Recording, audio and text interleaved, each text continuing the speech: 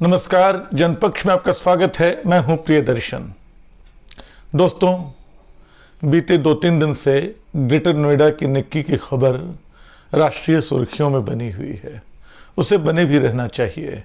आखिर इस दौर में जब हम लड़कियों की आज़ादी, शिक्षा, उनकी आत्मनिर्भरता की बात करते हैं तो एक लड़की ससुराल में जला दी जाती है, जलने को मजबूर होती है, क्योंकि अभी दोनों बातें कही जा रही हैं बस इसलिए कि वो आत्मनिर्भर होने की कोशिश में थी, अपने रील्स बनाया करती थी, अपने कारोबार को बढ़ावा देने के लिए वो रील्स सोशल मीडिया पे डाला करती थी।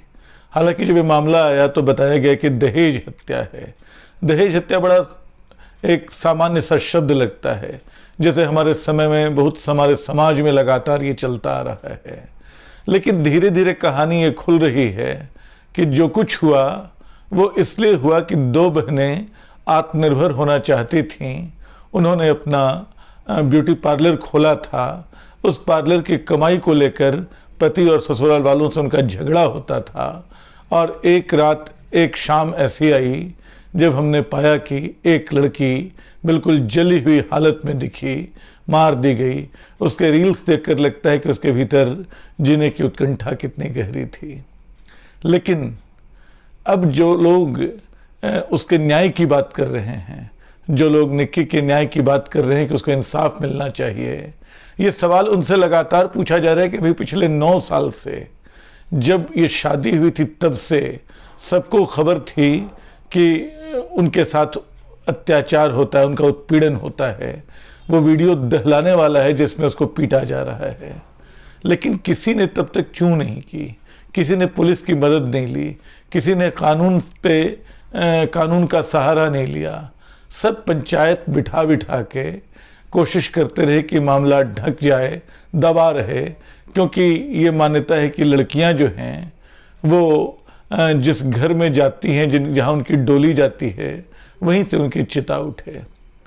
लेकिन एक सवाल बस यहीं खत्म नहीं होता है। सवाल और हैं और उनके जवाब बड़े दिलचस्प आ रहे हैं। आप किसी भी समाज के मध्यवर्गीय या किसी भी तबके से पूछें कि वो अपनी बेटी को शादी पे क्या देंगे, दहेज में क्या दे रहे हैं उनको, पहला जवाब है कि ना हम लोग तो दहेज पे भरोसा नहीं रखते हैं। फिर पता चलता है कि उन्होंने बड़ी मोटी रकम दे के शादी की। इस मामले में 35-36 लाख रुपए देने की बात आ रही है, एक बड़ी गाड़ी देने की बात आ रही है। दहेज बहुत सख्त कानूनों के बावजूद हमारे समाज में बचा हुआ है और दहेज से लड़ने के उपाय हम कैसे कैसे निकाल रहे हैं, इसका एक बड़ा दिलचस्प वाकया अभी सामने आया है। बागपत में ठाकुरों की एक महापंचायत बैठी, गौरीपुर मितली नाम के गांव में। ठाकुरों की महापंचायत ने बड़ा क्रांतिकारी फैसला किया। वो क्रांतिकारी फैसला ये है कि वो लड़कियों को जो सोना देते हैं, जो रुपए देते हैं, जो गहने देते हैं दहेज या कन्यादान में, वो उसकी जगह वो उनको हथियार देने की सोच रहे हैं।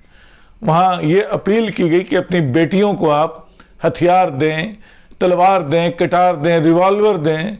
रिवॉल्वर न दे सकें तो कट्टा दे दें, वो सस्ता पड़ेगा। ये हास्यास्पद सुझाव एक पंचायत से आया है।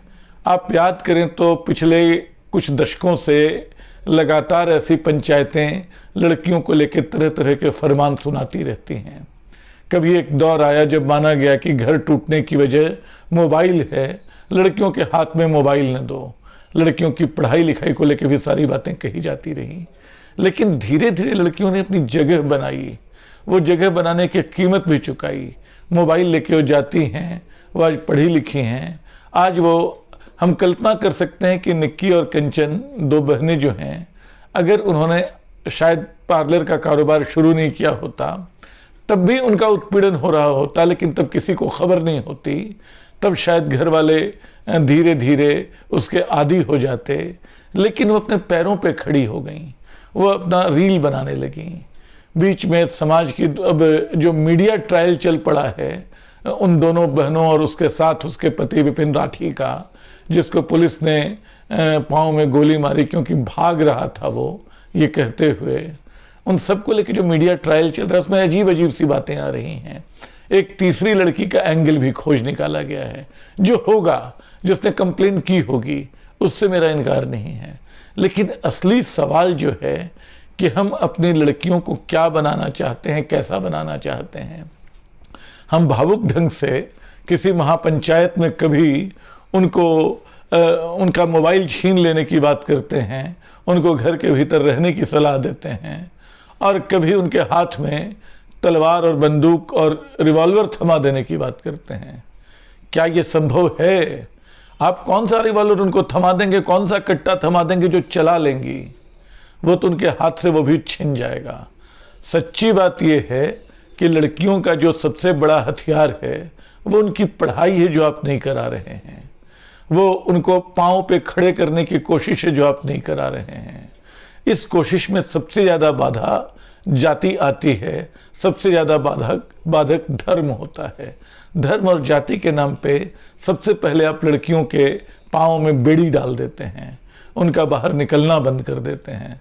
फिर भी वो निकल रही हैं, फिर भी वो काम कर रही हैं।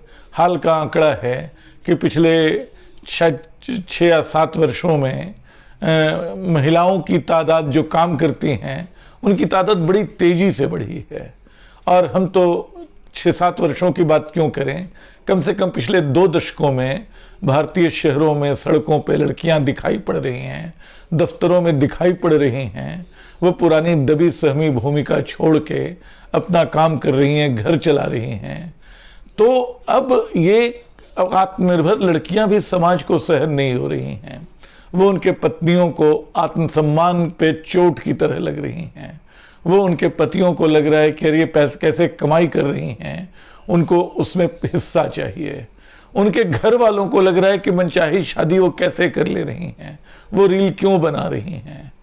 तो एक जो नई लड़की हिंदुस्तान की बन रही है, जो आत्मनिर्भरता के अपने स्वप्न को पूरा कर रही है, उसको अपने हिस्से की सजाएं शायद भुगतनी हैं।